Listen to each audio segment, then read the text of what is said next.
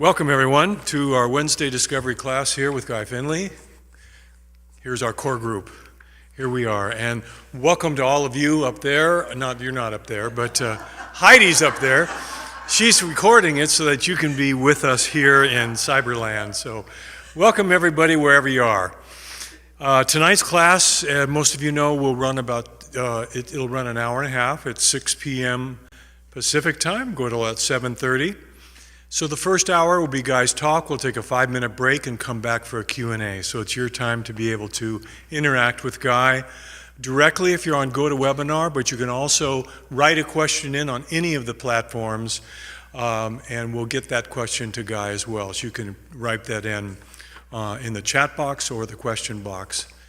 And if you have any technical issues, those of you online, you can write in at the same places or support@guyfinley.com if you want to email that in as well. So again, for those of you here, make sure did somebody give this announcement? Make sure your cell phones are turned off, okay? Just double check, and that helps us. So we're going to get started tonight. I'll read the topic in the first key lesson. Set down your struggles and be free. And the key lesson reads, you can't learn how to be. It's impossible. But you can see through the futility of the endless struggle to make yourself feel real. So yes, it's hard to die to the hope that sometime yet to come holds the key. But it does get easier the more you realize that whatever freedom you've imagined doesn't exist without the fear that it doesn't.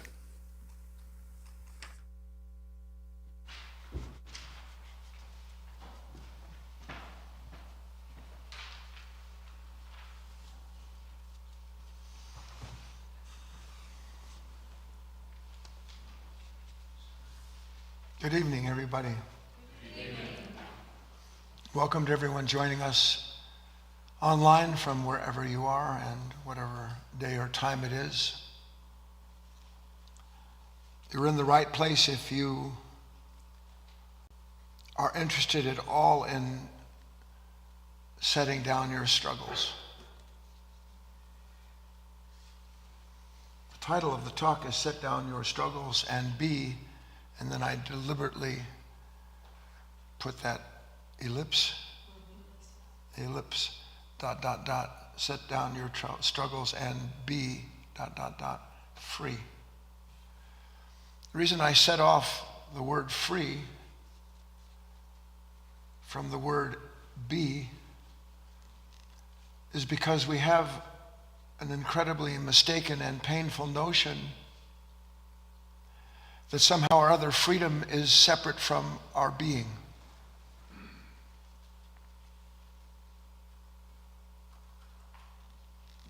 We work to be free, failing to understand that the work to be free has nothing whatsoever to do with a time to come. And that's perhaps one of the most difficult lessons there is for an aspirant.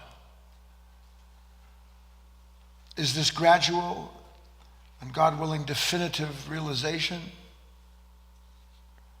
that there is no time to come when you are going to be what you imagine you need to be free. Many years ago, Christ said, when he was asked about how do I find this kingdom of heaven? How do I enter into this other order of being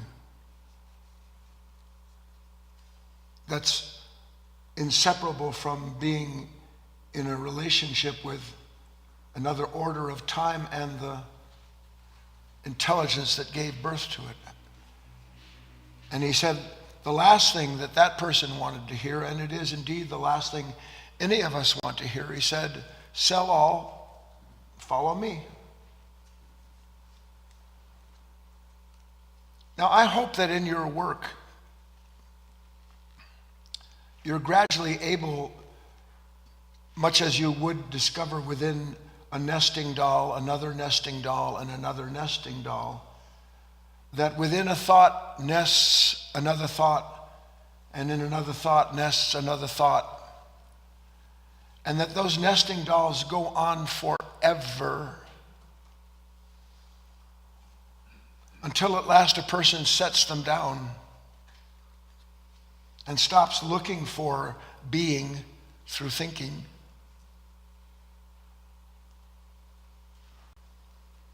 When Christ said, "Sell all and follow me," he was alluding to this idea that was much more than what we have even discussed in the past, which is one must exchange, give up all of these images, these ideas, these beliefs that we so steadfastly cling to, and that's what has to be given up, exchanged in favor of an entrance into another order of being, one that we would simply say is in relationship with life without taking thought for that relationship at all.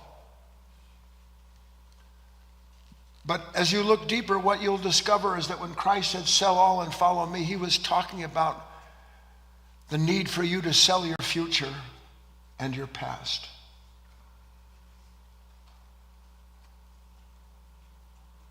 And that's probably the most difficult thing in the world for a human being to consider. Because all I know myself from is the thoughts about the past and what I need to do to reconcile what's not working and what should. And then be handed off to the other side where I have a future where at last all of my relationships are right with people. I have everything that I need. I'm in the right place doing the right thing, and I'm complete at last. So we have this idea that somehow or other to be has something to do with time.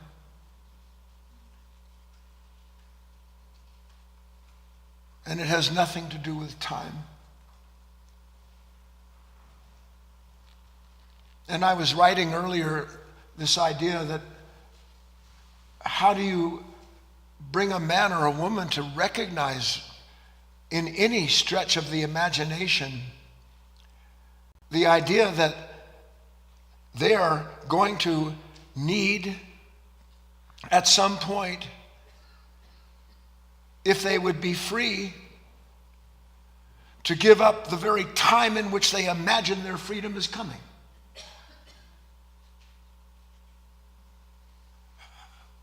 When will I be free? If it's not after listening to you talk, if it's not after listening to 50,000 talks, if it's not after changing religions and changing diets and changing my appearance, if it's not moving someplace else or getting people to love me because I sell my soul for it, if it's not, then when is it going to be?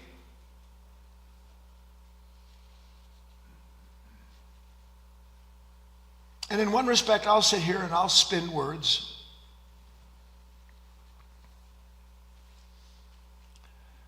But you will finally believe it is a fact that the very time you hold and wish to find yourself and be free is the very prison that you are in.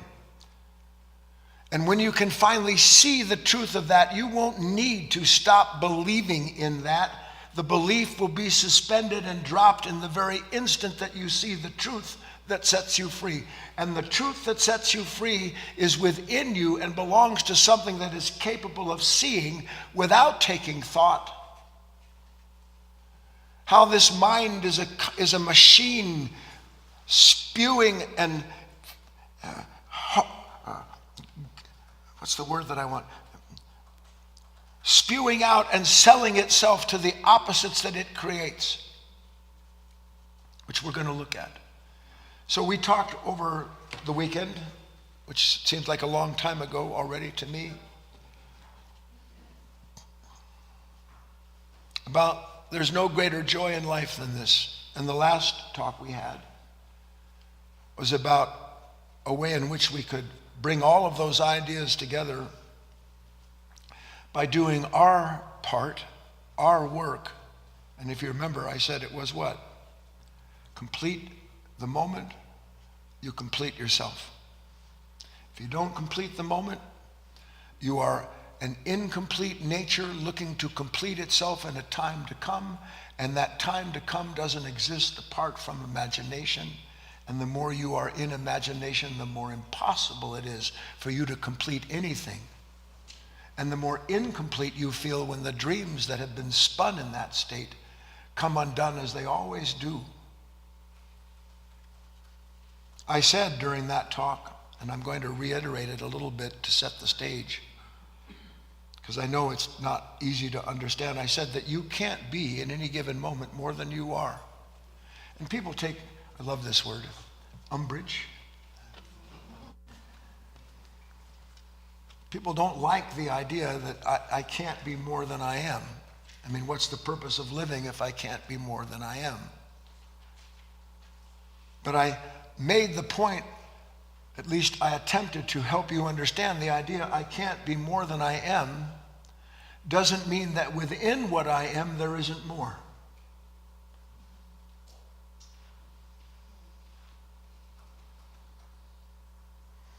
And I just break into my own talk to tell you something. Until you understand that within what you are is more than you are, you will never stop looking for yourself in all the wrong places, because you keep imagining how to be more than you are. You imagine how to be free. So the fact that I can't be more than I am means that at any given moment, and I hope not to spend too much time on this, as I'm sitting here talking to you, as you are sitting here listening to me, I am being washed over and through with impressions. There is an energy that is coming in, there is an energy that is going out, there is an acceptance and there is a resistance, all at the same time, all inside of a consciousness that is created to be attentive and aware of all of the intersection of all those energies. And it is in the intersection of all those energies, unhindered by thought, that the self that sits and observes what is unfolding within it becomes other than what it sees unfolding, because now it is the observer of what is passing through it. And so it is new instead of made again in its own image. It has cast off the shadows of who and what it was in favor of taking part in a life that is endlessly being given to it. Being given to be. Not to be X, Y, Z. Just given to be. Bring up the second key lesson, please. I can't tell you how important it is that you, at least in some way, try to understand this.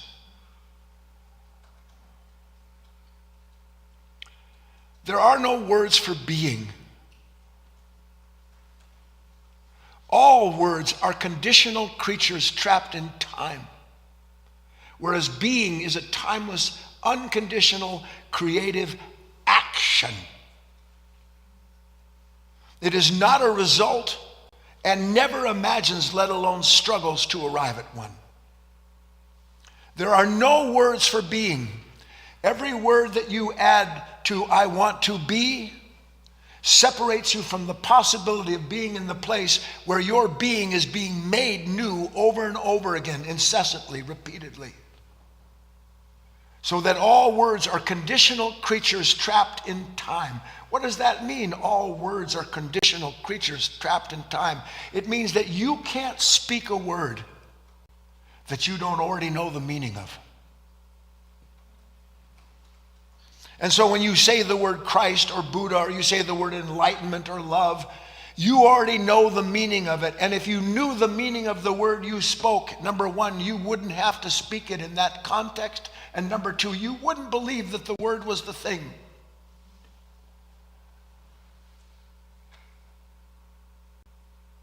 All words are conditional creatures trapped in time. There isn't a word, whether you see it or not. If we had some kind of immense brain mapping machine sitting here and you could look at your brain while I was talking, at least some of them would be lit up a little bit, I suspect.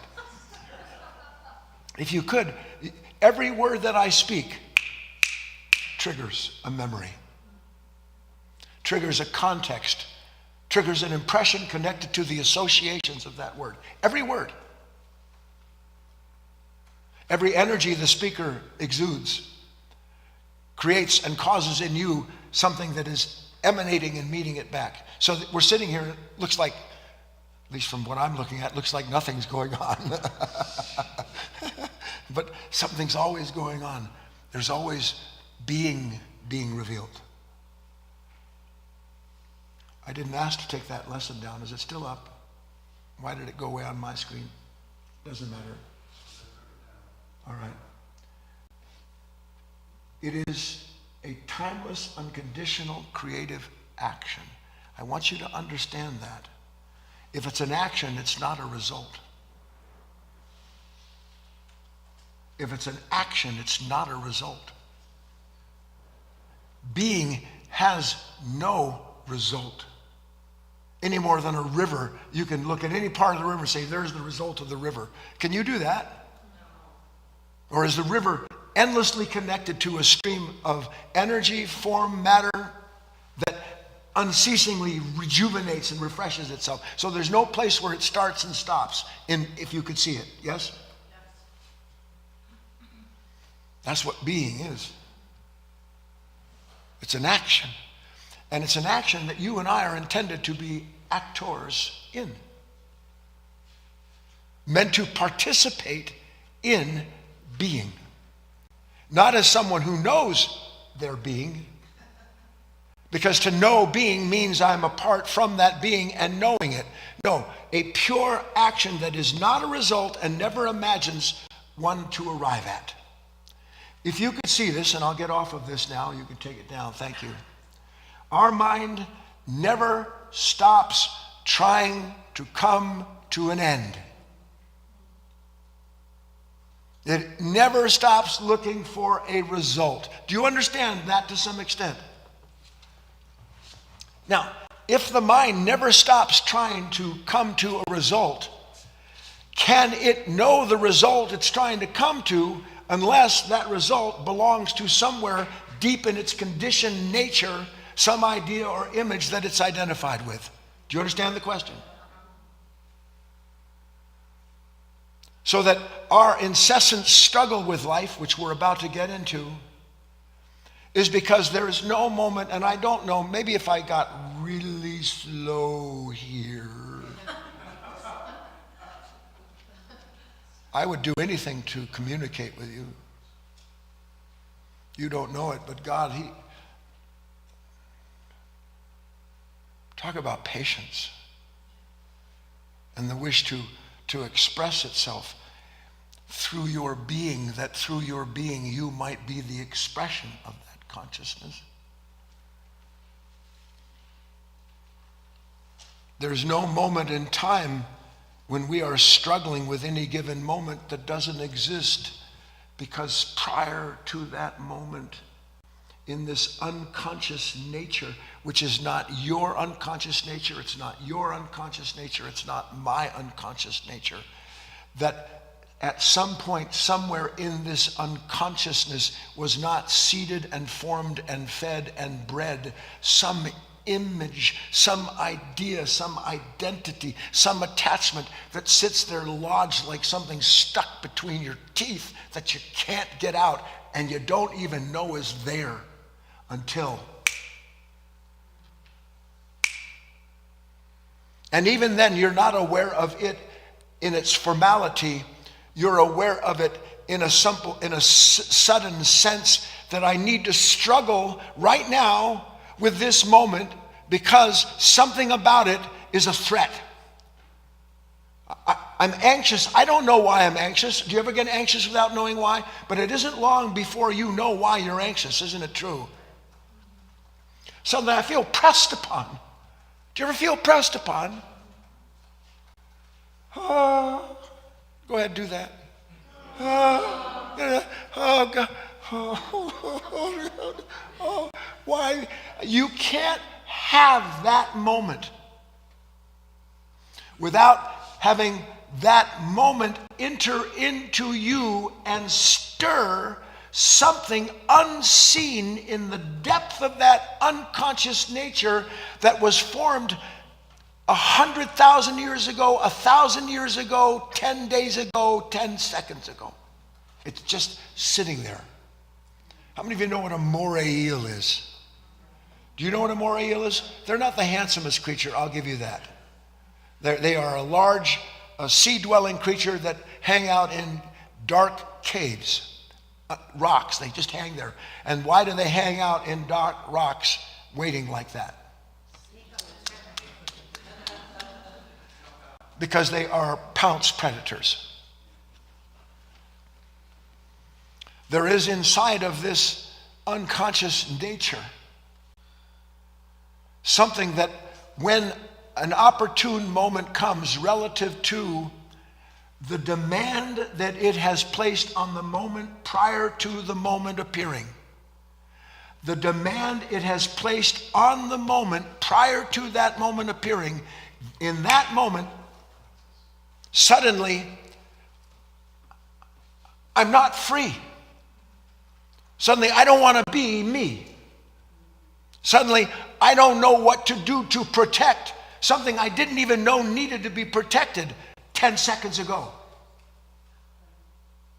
How many of you ever feel the crush of time pressing on you? Yes or no? And when do you feel that pressure of time, the grip of it? When do you feel that?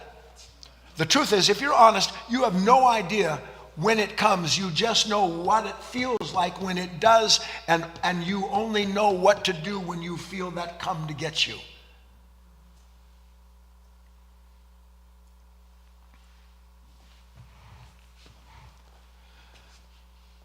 That struggle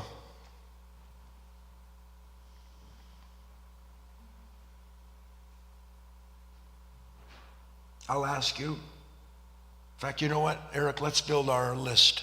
Be a good place to bring everybody in the world out there and in the room. Here's the list we're going to build. You ready? And I'll, as always, what do I like to do? Prime the pump. Thank you. You had to prime my pump so I could remember prime the pump. Name something, just one thing to begin with, please, that you silently struggle with, if not daily, then on a somewhat predictable basis. Name something, just one thing to begin with, that you silently struggle with, if not daily, then on a somewhat predictable basis. I'll get going. How many of you struggle with feeling unappreciated? How about struggling to feel loved? How about struggling with what others expect of you? Yes or no? Are these things you struggle with? You're being awfully quiet. How about struggling to get rid of some form of anxiety? Do you ever struggle to shake off some anxiety? How many of you struggle with anger issues? So you get the idea of what you struggle with? So now I'm going to bring you in the room, and out there I'm going to bring you in. What are some of the things that you struggle with on a daily, and believe me when I tell you, it actually is daily, but it all depends upon the way passing time operates and the conditions that bring up the impressions. Terry? Being honest with myself and others. I struggle with being honest with myself and others. Let me go over to the board. Joan says, I struggle with fear. Of course, that's a fairly common one. Wayne? I struggle with impatience. I struggle with impatience. John? I struggle to have command of my own attention. I struggle to command my own attention. Anybody else? Chris? I struggle with the expectations I have for others. I struggle with the demands that I place on others. She said expectations, but that's a very nice way of saying I demand you be what I need you to be. I struggle with the expectations I have of others. Patricia. Not eating chocolate. No, this is legitimate. It's the one on the list here. I struggle with any form of addiction. I struggle not to be like that. Who else? Ellen. I struggle with feeling purposeless. I struggle with the feeling of not having a purpose in life. On the board it says, I struggle with FOMO, fear of missing out. That's a big one. Lindsay, I struggle with the burden of caring for others. See, Lindsay, everybody, please just think for a split second, then I'll get back to this. It's a separate talk. I struggle with the burden of caring for others. So that means, if I'm honest, I don't want to care for others, and that's why it's a burden. Robert says, I struggle with feeling at ease. Barbara. How am I going to get all this done? I struggle with this incessant pressure of so many things to get done. John. Inadequacy. Yeah, that's a big one. In any given moment, I'm not sitting here thinking to myself, I'm inadequate, and then all of a sudden somebody says, you ought to get up and speak, and now I'm Mr. Inadequacy. Or someone suggests you could do something and you don't want to go do it. So I struggle with what? I struggle with negativity all the time. Yes or no? John. Complaining about what's happening in the world. I struggle with the world that I see around me. I'm always complaining about the world I see around me. Mike. Being critical of others. I struggle with how inferior other human beings are to me. Barbara, did you have your hand up? Did you already do it? Okay, Dana.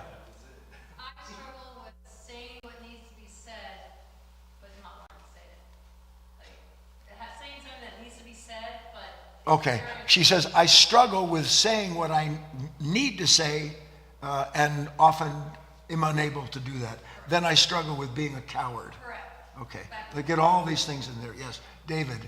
I struggle to not fawn. I struggle with, he said, to not fawn in front of people. I struggle with how much I want people to approve of me. I always want people to approve of me. I struggle with what I say is their inadequacy to see how needful I really am. But the bottom line is I don't want anybody to look at me other than through eyes that, my eyes adore you, through eyes of adoration. On the list, I struggle keeping others happy. I struggle with expectations others have of me. Suzanne, I struggle with the memories, remembering that I made so many. I struggle with my past. Namita, I struggle not knowing what to do in the moment. Judith, I struggle, yeah, this is underneath all of it, isn't it? I struggle wanting to be perfect. And I just don't quite hit the mark. Most of the time, but a few of the times I don't. Who else in the room? Anybody? Leah. Judgment. I struggle with judging people. I sit in incessant judgment of people around me, of everything around me. Roger. I struggle with procrastination. On the board. I struggle with incessant thinking, says Rebecca. Randall, I struggle with the image I have of myself. Lisa, feeling not good enough. In other words, inadequate. Carl, I struggle with my nonstop judgment of others. Anybody else? Because we made a pretty good list here. Heidi. Saving money. I struggle with saving money. No, it's not saving money that you struggle with. What you struggle with is your inability to stop pleasing yourself. I struggle with my addiction. That's an addiction. When you buy things you don't need and don't have the money for, you are addicted to the sense of self that is derived from it. That's the real need. I'm addicted. Leah. Guilt. I struggle with guilt. That's a pretty big one, speaking of struggling with addiction. Okay, pretty good list, do you think? Did I miss anything? I struggle to achieve recognition. Yes or no? Nice deep breath.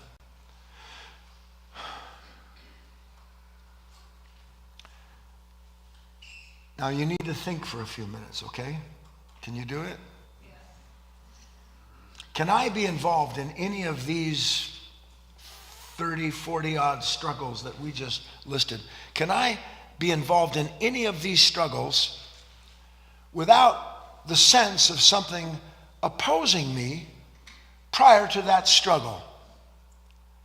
Can I be struggling with anything that I don't feel is opposing me? What do I struggle with? What do you struggle with? We named all of these things. I'm struggling with some condition that opposes whatever it is that I want.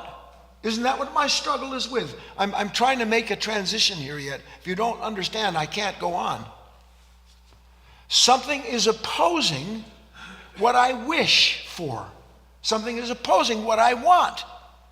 Everything that we just listed here, anger issues, to feel loved, where does the anger issue come from? You're not giving me what I want. Where does the wanting to, the struggle to feel loved, where does that come from? I don't feel loved and I can't get people to love me. Try to see that if we dare to boil down the reason for all of these psychological struggles, if we were to boil all of them down, what would that one thing be boiled down to? Opposition. What? Opposition. I'm hearing opposition, I want to be my... No, I struggle because in that moment, whatever freedom I thought I had has been lost. My struggles are all to regain some freedom that prior to that moment I thought I enjoyed. My struggles are all to obtain or repossess those powers or capacities that I thought I had. And then the moment comes and then they're all gone. And when they're all gone, my struggle is to somehow or other get back to square one so I can feel like I'm whole again. So all of these struggles have a single source, which is something happens, and in that moment, all of that I had formerly been identified with and imagined was mine is out the door. And then my struggle is to regain what I believe I lost. Do you see it? So if behind all of these struggles, and I'll slow down because this is an important point. If behind all of these struggles, all right, okay, I'm sitting at home, I'm Barbara. No, I don't want to be Barbara. I'm Barbara. Meaning, Barbara said, and just one of them, so that feel like, all this pressure to get things done. We all feel that, yes or no? Now, you don't feel it every day, but there are times when just, there it is, yes or no?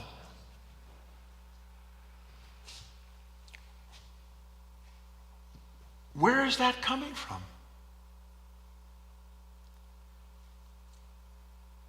I've spent my whole life in a struggle opposing those moments where it feels like everything's pressing in on me. And then I've spent my vital life forces, I've squandered them, trying to push back or otherwise get through those moments that my mind says are pressing in on me. Is that accurate? Yeah. And what is all of that opposition trying to do? I was free and suddenly time says I'm not. Time's up, you're not free. And if you want to be free, you have to get through this time. Yes or no? So again, all of that struggle boils down to a sudden moment where something is telling me, Barbara, you're not free. Guy, you're not free. And from where am I getting that feeling? It's appeared in an impression. Something happened. I didn't see it happen. I wasn't sitting there thinking, boy, I hope one day I'm sitting here and really stressed to the max because I'm not going to get everything done I want to get done. But yet there it is.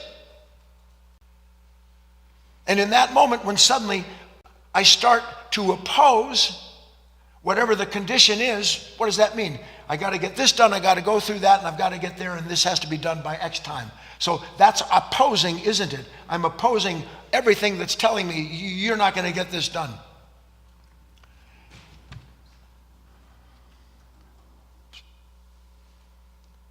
Because if you want to be free, you have to do it. Yes or no? If you want to be free, you have to deal with this addiction.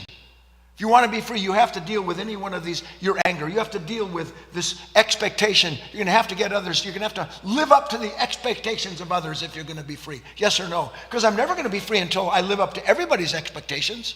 Isn't that true? You can have 100 million people approve of you, and one person gives you that disapproving look. All of that's gone. I have to struggle to be free. Please. I have to struggle to be free. Who said you're not?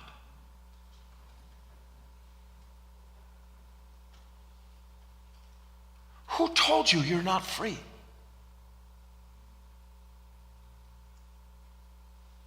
Who told you? Something's telling you, is it not? I'm trying to bring our minds and hearts together. I'm sitting here, God, I'm never going to be adequate. But if I could get this money, if I could get this position, if I could change the way I meet people, if they just loved me, if I could get them to love me, then I'd be free. Who told you you're not free? Can you answer that question? Boy, you're awfully quiet. In one respect, that's good. I brought your mind to a point where you can't answer that.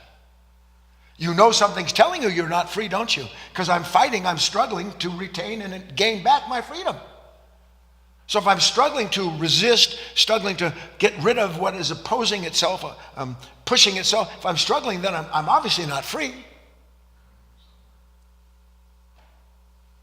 Well, who's telling me that? Look, how long would you spend time with anybody who every time you were in them, they said to you, you know what, you're not free and you're never going to be? From where comes this idea, this struggle to be free? From where does it come? That's what I'm asking you now. From where does it come, the idea? It comes from an unseen relationship that this consciousness has with the moment that it is unaware of. Where something, somewhere, somehow, could be any one of an infinite number of things, triggers in that consciousness some set of associations that when they are brought up, they do not meet what the moment seems to be asking of it.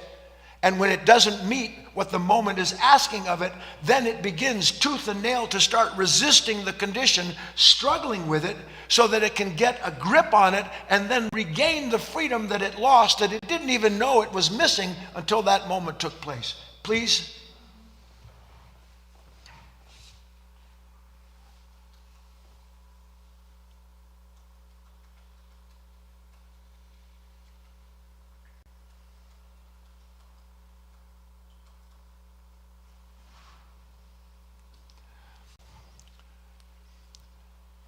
Something within you, within this consciousness,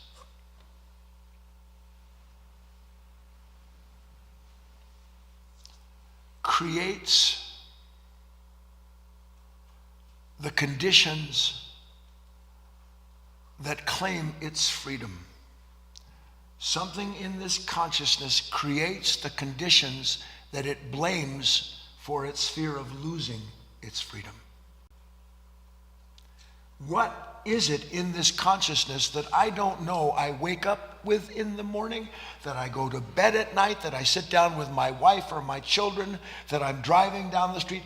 What is it in this consciousness that, given the right set of circumstances, which can be anything depending on the conditioning of that mind, that given those right conditions can instantaneously be brought into a struggle with whatever is blamed and needed to be rid of to be free? What is it in this consciousness? Something is responsible for incessant resistance to the moment. Isn't that what the struggle is resistance to the moment, isn't it? What in the name of heaven is creating this constant resistance, this struggle to change the conditions perceived as being responsible for my pain? What is it? It's not out there, is it? This is the first thing. Is it out there? So whatever the struggle is that seems to be necessary for me to engage out here with you, with these conditions, with this time that's coming, with my bad habits, whatever it is, it cannot be separated from something inside of this consciousness, which is one thing this consciousness can't believe. I always believe that whatever I'm feeling I'm about to lose, that I'm threatened by, doesn't exist without the circumstances that I find myself thrust into. Yes or no? But I'm trying to get you to see, I'm bringing you to the point, God willing, that you can see, you know what? There is something in me that struggles, and it struggles to be free. It struggles. And it's always struggling, listen, really with one of 3 or 5 or 7 very common things. I know what my struggles are. Do you not? But I never know which struggle, which flavor struggle is going to pop up in that cone of conflict. Something is responsible for that seizure of that resistance that I then struggle to overcome. And do you not always struggle to overcome? Isn't that what the struggle is, to get rid of the resistance?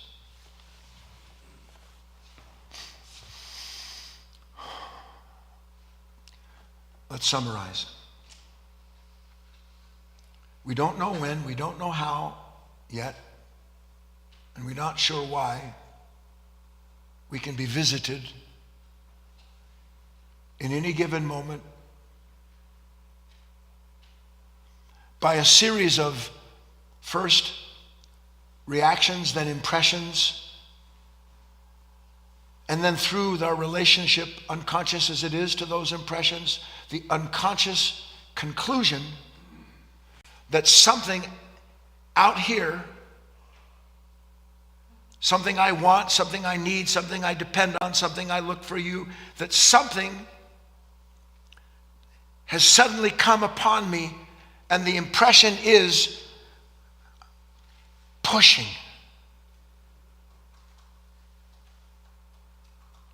Just take that idea for a second. How can an impression push me out of shape?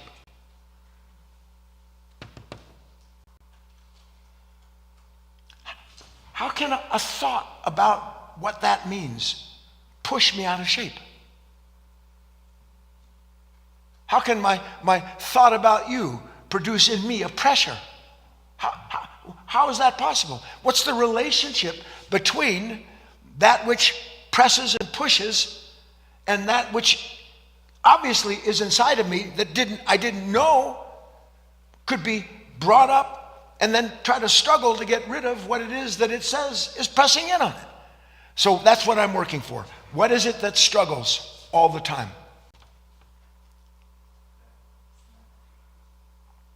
Can we separate this resistance that we've been talking about, the struggle, right? Can we separate this resistance from an equally unseen insistence that goes before us, demanding that we must engage in these struggles if we want to be free?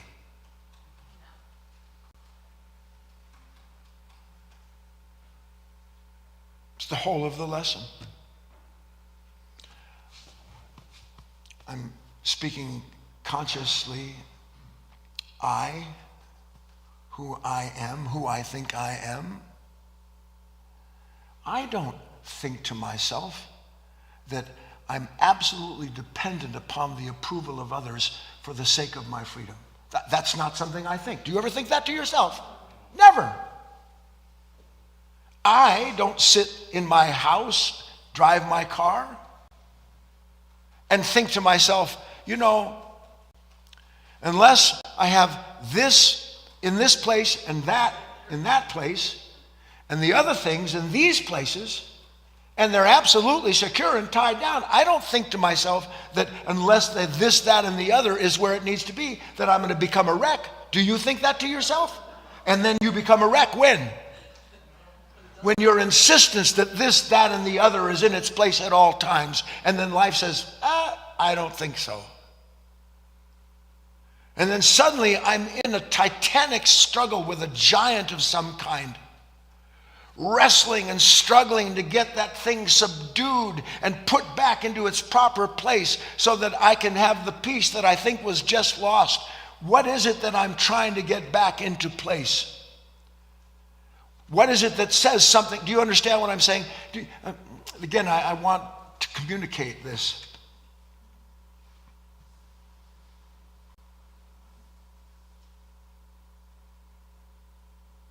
I have to have a conversation with somebody. I need to be at a certain place, do a certain thing. I didn't wake up thinking about it, but then I'm sitting in my office, I'm driving in my car, I'm having my coffee. and entirely unbeckoned, an anxiety washes over me. I didn't think to myself, let me think about this and then construct all of these possible problems that are connected to all this. But there I am, and suddenly coming up with me, in me, is an anxiety about what? What is the anxiety about? A time to come. A time to come. Now I'm in a struggle to control conditions that don't exist yet.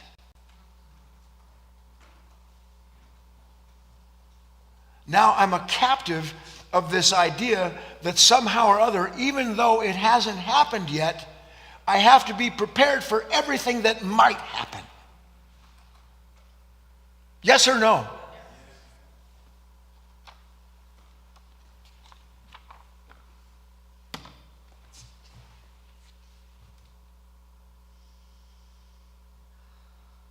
And then my day is spent squandered trying to do again what I have done 100 million times only to have to do it again. Which is what? Save myself. Be free. I have to be free, and I can't be free as long as this condition is sitting out there in time lurking. You have enemies? How much time do you spend thinking about people, trying to figure out some way to manipulate them or change the way you look at them, come up with some spiritual idea about whatever it is that's going to allow you to get along? How much time do you spend doing that in order to do what? To get rid of the resistance that you have to your own unseen insistence that that person be as you imagine them to be.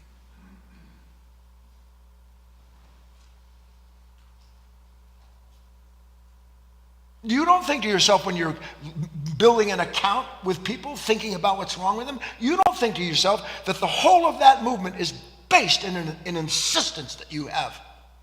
Do you? I mean, what if, because if you actually saw, you know what, the reason that I have this account is because I insist that they be the way I want them to be. So my real pain isn't the way they are. My real pain is that I have this identity established in this insistence, and until I can get them to line up with what I insist, I'm gone. I'm always going to be upset, so I have to assert myself. I have to let them know. I've got to make sure they understand that until they're different, I'm going to be in pain. But you don't say that to them. What you say is that you're the source of my pain, and they are not the source of your pain.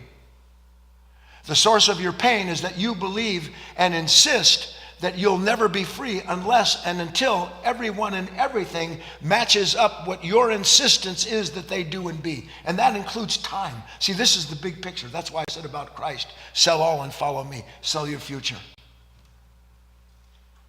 If I wasn't dependent on you looking at me or me getting something or someone doing this or this, if I wasn't dependent upon that in a time to come, what would be my problem at any point in time?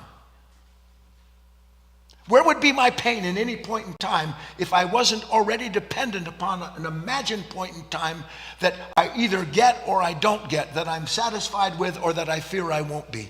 Where would I be? Do you understand that question? The fear, the giant of resistance, the shadow of that fear, it lurks inside of this unconscious nature, and we have no idea that it's there. Because when it does stir, the next thing I know is I'm in battle. Next thing I know is I'm trying to figure out what to do, where to go, how to get it, how am I going to get through this? Oh, here's how to do it. Better call this person, better get that. And I'm in a hamster wheel, rushing, fighting, fearing. Please, fearing what? A time to come when I won't be free? I'm not free if I'm in fear now.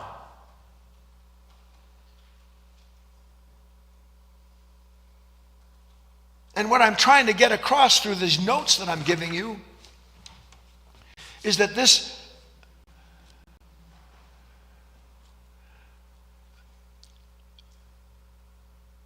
that all of this struggle is for nothing except to do it again.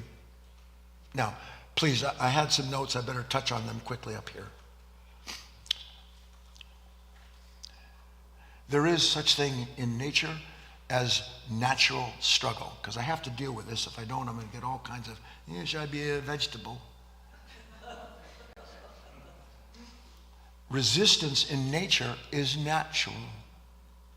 Struggle is natural in nature because the struggle of one form resisting the action of another form upon it strengthens both forms, ensures the development of the strength, the character, the quality of both of the characters involved in that interaction.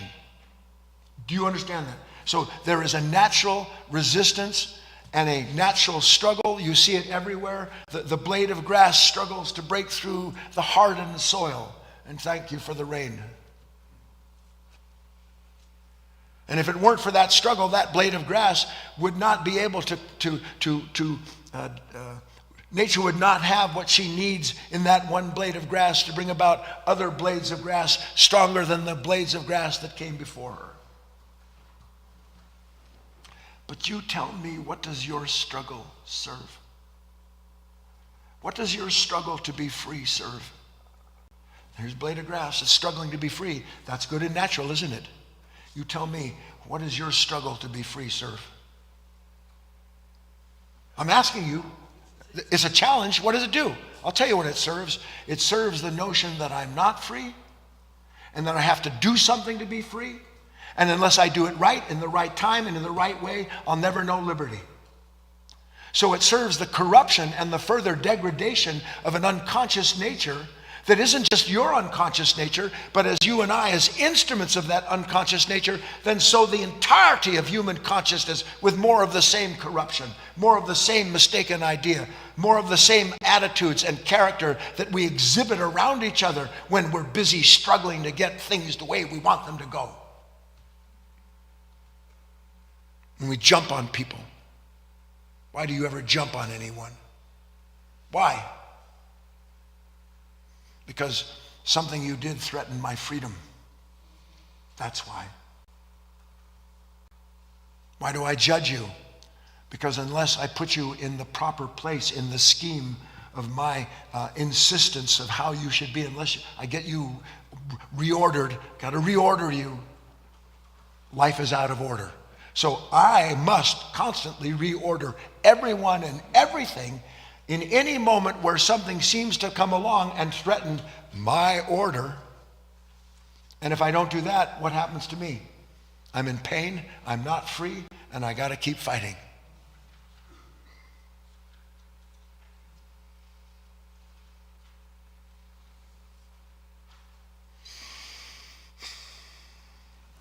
Let me close the talk with a story. I hope that I can communicate through the story, through the dialogue, which I'm not even sure it's going to be a story yet. I'm getting there.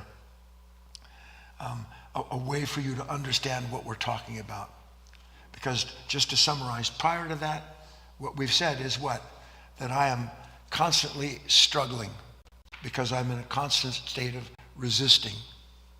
And the reason I'm in a constant state of resisting is because something has triggered something that I am identified with and that need to be kept in its place, so that I live in it with an unseen insistence that life just unfold the way it's supposed to unfold and not mess with me.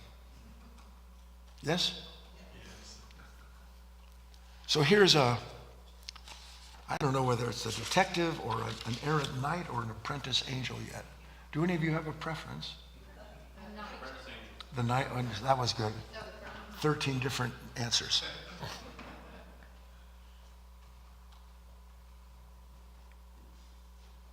We'll go with the knight. He's on a mission. He's on a mission to save the princess. Now, these stories relate to the idea of a marriage of the opposites, a union. From out of the union can come a new birth, a new kingdom. All of these things I don't have time to go into right now. But the princess was captured by an immense giant. And everybody said the strange thing about this giant that captured the princess was that somehow or other it seemed to come out of nowhere and began at first kind of look like her. And then it became more and more out of shape and misshapen, and finally just princess disappeared with the giant. So the good knight wants to go find the princess, not because he's a hero, but because he wants to be a hero. He wants to be someone special. This is how it works. Now, the talk would go on too long if I explained everything, but suffice it to say that the giant, the knight, finally wanders into the lair of the giant. And when the knight wanders into the lair of the giant, his squire, who is an apprentice knight, says, "You go see what's there, and then I'll stay out here and I'll have your back." Squire doesn't want to go in there. You get that, right? Knight goes in, and there's a bunch of noise and commotion, and next thing the squire sees is the knight's backing up. And as the knight's backing up, what the knight's backing up from is at first what looks like sort of an apparition of some kind, resembling the good knight, actually looking quite like him. And as that form seems to take shape, an amorphous shape begins to take on the shape of the knight, out of fear of that form, reaches over and grabs the throat of the apparition. And no more does the knight grab the throat of the apparition than the apparition grabs the throat of the knight. So now the squire is looking at the knight and this apparition trying to crush each other, get rid of each other. And as that titanic struggle goes on, the apparition that was formerly just the size of the knight begins to get bigger and bigger and bigger until it doesn't even look like the knight anymore. And now it's got these gigantic hands. They're not just around the neck of the knight, but they're around the whole body of the knight. And the knight's going, "Yeah," like that, and it's squeezing him. And you get it, right? And then it's bigger and bigger, and then gone. The squire goes, "Maybe I should open a restaurant, because this business is too much for me." Nevertheless, squire gets back home, and about 4 days later, the knight shows up. And the squire says, "What in the name of God happened?" Knight goes, "What are you talking about?" "What do you mean, what am I talking about? We went up there and this, that, and the other. You don't remember that?" I don't think it's like you what it said it was. Let's go rescue the princess. Now, I only have 4 minutes left, so I'm going to talk real fast now. About 5-6 times, the good knight and the squire return to the lair of the giant. 5 or 6 times, exact same thing happens. Only repeat it once. Knight goes in, knight backs up. Knight backs up, apparition forms. Knight grabs apparition by throat. Apparition grabs knight by throat. They struggle in a titanic way. The apparition gets bigger and bigger until what happens? They just disappear. Now, what is the meaning of that in our stories? It means that something goes on where you're in a struggle, and then for one reason or another, you're at a restaurant, you're someplace, you don't remember what you were struggling with. It doesn't even exist anymore for you until what? Until there it is. This is an important, because see, the struggle and the I involved in that struggle are a singularity. Before we bring up the last key lesson. So here they are, and honestly, I can't tell you. For myself, I would say 5,000 times. And then one day, same thing's going on. Knight's there, apparitions starting to choke each other. And then out of the clear blue sky, the knight just drops his hands from the throat of the apparition. Now, the apparition still has both hands on it. And when the knight stops struggling, the apparition kind of loosens its grip a little bit. And then the squire, gobsmacked, the knight says something to the apparition. And when he says it to the apparition just falls off, drops the knight to the ground, rescues the princess. On the way home,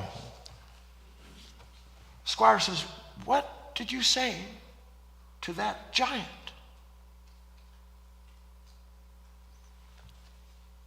Now, you have to reach a little bit. He said, "I said what I have been wanting to say for the longest time, but every time that I got into that struggle with it, my intention disappeared." He said, "Because I know from the good king whose service I am in, because the good king told me so." He said that I can command that giant to tell me the truth about itself. I can command that giant to tell me the truth about itself. Squire says, "You can command the giant?" Well, you saw the evidence of it, didn't you? How do you command the giant, that giant, that fearful giant that you're in that struggle with? "I commanded it to tell me about itself." Well, what did it say to you? Don't miss this. The giant said, "I never picked you up. You call on me, create me, and then it is you who picks me up. Each time you start resisting any moment that threatens who and what you've imagined yourself to be.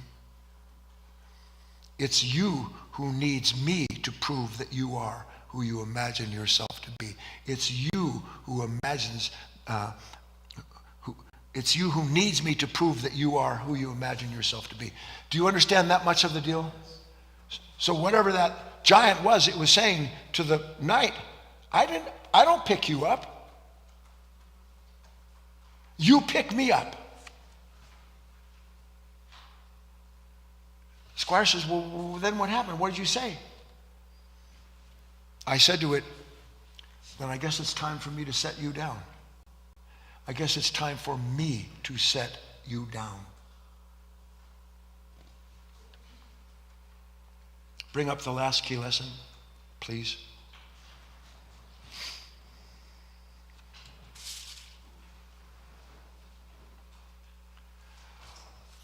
Until the giant of insistence meets its brother, resistance, there is no time to come when you will be able to escape the pain of either one. Until the giant of insistence meets its brother, resistance, there is no time to come when you will be able to escape either one. The last thing that occurs to you and I is that the resistance we have to a moment would not exist without the insistence that it be otherwise. Without being identified with something that we have said to ourselves and come to believe and become conditioned through our family environment and all the rest of that, that somehow or other, unless people approve of me, I'm nothing. Unless I have all of this nailed down, life is going to go for naught. All of those thoughts and feelings are demands because they're connected to an identity. Every identification that you have produces resistance at some point in time. That's the justice and the grace of God, not the punishment of it. So that the whole movement of being is the constant revelation of an unconscious nature having identified with some content, conditioned as it is, and calling that content itself, and then doing whatever it has to do to ensure it remains in place. You are free when you understand that whatever this resistance is, I need to explore the insistence responsible for it. What is this sense of self that believes, unless I get this done, unless this goes like that, unless people like me, unless people say I'm right, unless all that happens, I'll never be free? Now you know who's telling you that you're not already free. You are free to explore the giant of resistance, but you mustn't fear seeing its brother, the part of you that's responsible for its appearance. Do you get that? What do you think the exercise is? Anybody? How many of you figure out, you feel it won't be terribly long if you're not already in some form of struggle? Yes or no?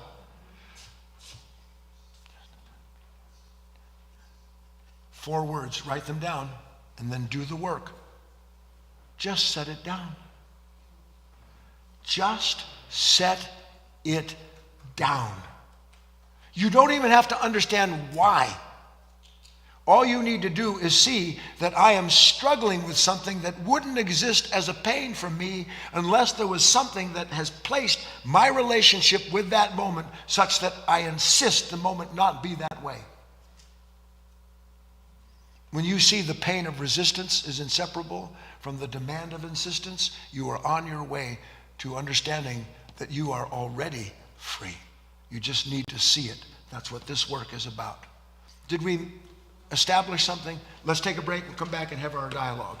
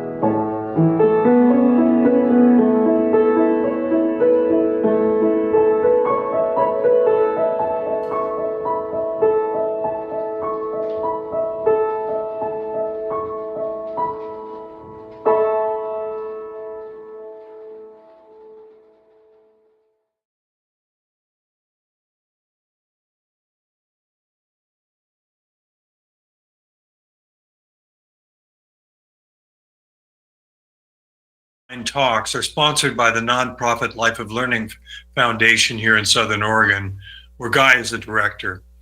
And if you'd like to help us, which many of you already do and can continue to do, if you'd like to help us, please know that every donation you make, no matter the size, helps us reach out and help others around the world with these teachings. And all donations are tax deductible in the US. If you'd like to help us, any and all sizes of donations, we're appreciative. Go to guyfinley.org/donate, and it's there in your on GoToWebinar in your chat box there. So guyfinley.org/donate. Do help us. What better way can you utilize your resources to bring these ideas out into the world? So help us as best you can. A couple other things is that just a reminder that Friday night we have a student-led class, and we're going to be talking about the Sunday class last Sunday that Guy was on. So if you've listened to that, or if you haven't, go to it and listen to it. And we will dig into that a little bit deeper. That's Friday at 7 Pacific time, and then Saturday Insight Timer at 8 a.m. and Sunday at 9:30, our regular time with Guy every Sunday. So thanks again so much for joining us. We're glad you're here, and you will get reminders for all this, and there are replays for tonight's talk and all the talks. So I think that's all the announcements I need to give right now. Let's go ahead and get into the Q&A part of our time together. Bring Guy on. Guy, do you have any words? Or I see Patricia going up to the microphone. I would say something. Don't hear anybody up there. I would say something before Patricia.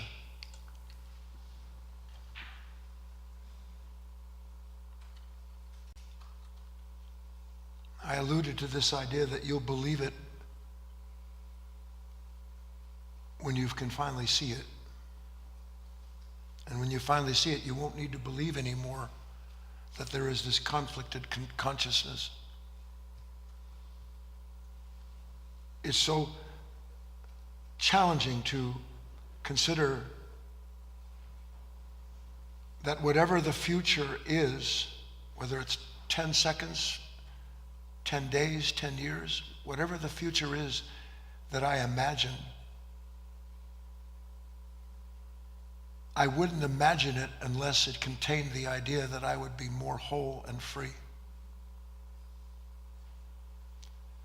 So that whatever the future is that I imagine, where I am going to be free, doesn't exist without the fear that I won't be.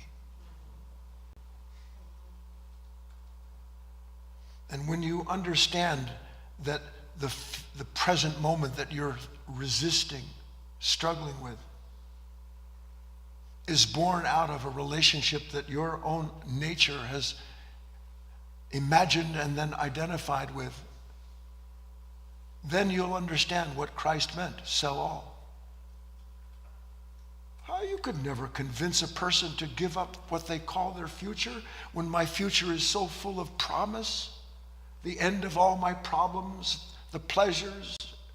You can't, you sell ice to Eskimos as well as to get somebody to realize that they have to sell their future. But they're not selling their future, are they? You're not selling your future. You're selling the fear that gives rise to an imagined future. And when you see that, then you're free of the past as well.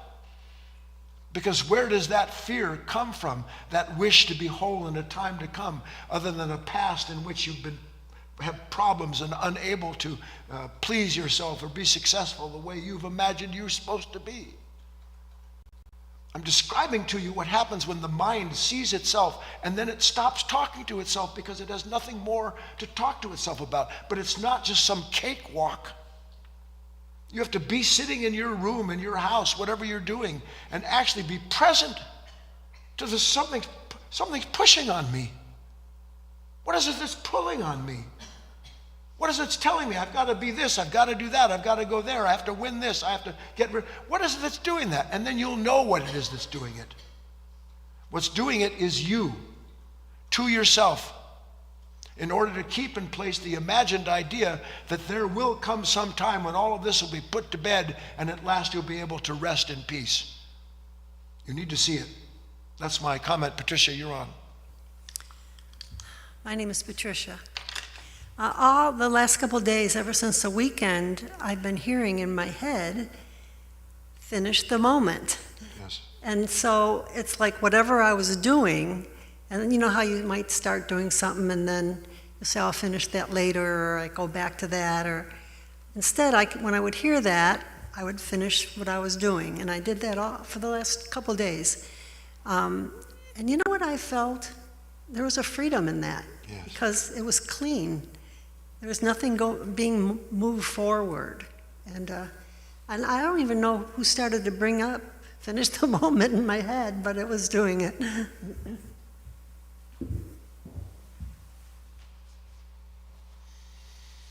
Over to you, Doug.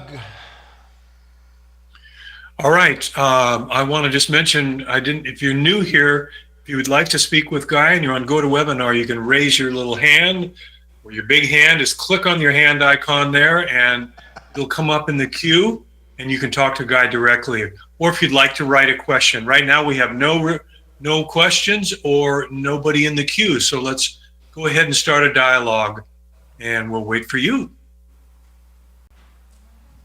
Come on up, John, while we're waiting.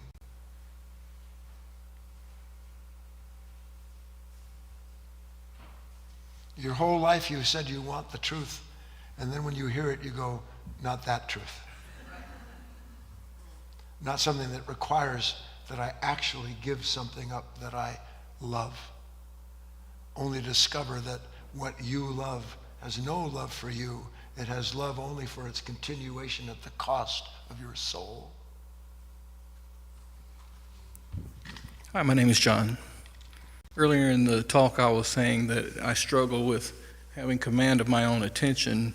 I've also been struggling with resentment at work, resenting people that I work with, not pulling their weight, and sitting with that instead of letting it fester and just observing it, and questioning it.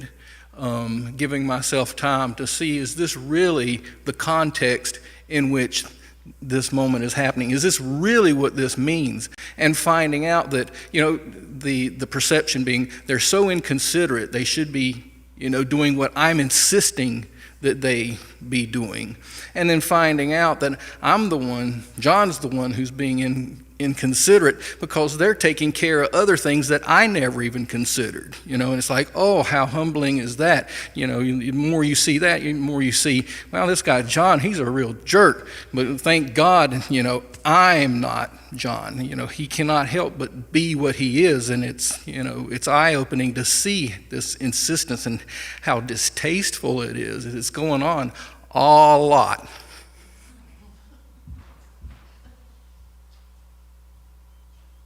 Do you remember I told you that being isn't a result but an action? Why do you think Christ told his disciples, don't worry about what you're going to say or do. It'll be given to you in that moment what you need to say and do. He was describing to them a relationship that's possible when a person begins to understand. The whole idea of the fear of not being prepared belongs to an insistence that you have that you always be seen in the eyes of others as someone who knows what they're talking about and can handle any situation. You know when you can finally handle any situation? Do you know when you can finally do that? When you're no longer trying to handle any situation. That's when you can finally handle any situation. Because in that moment, action will dictate your actions. And one day you will want to step into that moment without the past and that moment without the future. You'll want to step into it so that, and I hesitate to say this, so that the divine can prove itself to you. You didn't know that you can ask the divine to prove itself to you. But the cost of the divine proving itself to you is that you have to sell your future and your past. I have nobody on stage, and if there's no hands or no questions, Doug, then let's say goodnight.